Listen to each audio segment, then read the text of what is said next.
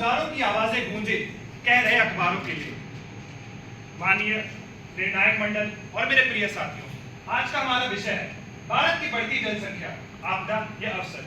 मैं इस बात के पक्ष में अपना बात रखने आया हूं कि भारत की जनसंख्या एक आपदा है, एक अवसर नहीं। और इसके कई सारे उदाहरण हमको मिल ही जाएंगे।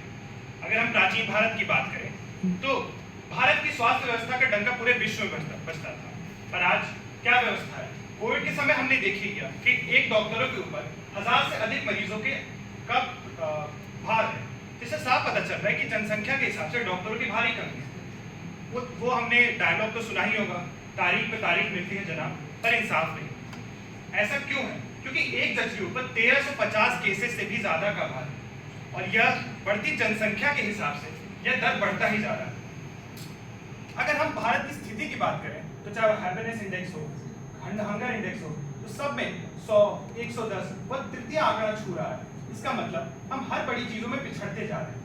कुछ बुद्धिजीवी ऐसा कहते हैं कि बढ़ती जनसंख्या के हिसाब से हमें जीडीपी वृद्धि में मदद मिलती है, परंतु वह जमीनी हकीकत नहीं जानते। इस देश में जितने लोग अमीर हैं उतने ही ज्यादा बहुत लोग गरीब हैं, जिनको एक वक्त का खाना भी नहीं मिलता। हमारे मुल्क में आखिर कमी क्या है? हमारे पास नदियां हैं, पहाड़ हैं, गोवा जैसे बीच है, कश्मीर जैसा स्विट्जरलैंड है, पर फिर भी हम गुणवत्ता पे फोकस नहीं कर पाते। अभी पेरिस ओलंपिक्स आने वाला है 2024 में। ईरान जैसे छोटे छोटे मुल्क जो भारत के उत्तर प्रदेश से भी छोटे हैं, वह भारत से अधिक मेडल जीत पाते हैं। आखिर ऐसा क्यों? क्योंकि भारत की जनसंख्या इतनी ज्यादा है कि सरकारें उनकी गुणवत्ता पर ध्यान ही नहीं दे पाती। अंततः मैं ये भी बात कहना चाहूंगा कि पिछले साल हमारे प्रधानमंत्री ने लाल किले से संबोधन किया और उन्होंने क्या कहा कि परिवार योजना देशभक्ति से कम है। अगर आप 2 बच्चे करते हैं तो आप एक देशभक्त हैं और आप इस देश के विकास में अपना योगदान दे रहे हैं। हम कई सरकारों का भी उदाहरण देखें।